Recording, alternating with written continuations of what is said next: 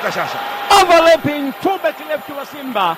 Baada ya kazi nzuri sana kutoka eneo la katikati, Emmanuel Arnold Okwi ilipenyezwa pasi moja kutoka eneo la nyuma na Mzamiru Yasini akachukua Okwi, akacheza locomotive feint in combination na Rio feint, yani kuyumba kabla hujafikia ule mpira. Kilichotokea pale, ule mpira akajaribu kama kudribble, lakini Hussein Shabalala Junior Zimbwe akawa anakimbia upande wa magharibi wa kiwanja. Ilipopigwa ile pasi, lengo lake ilikuwa ni kukokota, lakini aliuzima kama vile anawekajia ule mpira ukenda mwenyewe kambali. Mabeki wawili wa AS Vita walikuwa wamekaa pamoja, wamejikaba. Mwisho wa siku ilikuwa ni bao baada ya goalkeeper kukosa mawasiliano mazuri na walinzi wake wawili wakati. Kwako Enoch Bwigane Kamarada. Asante bwana Mkashasha. Simba moja Vita bao moja. Dakika 38.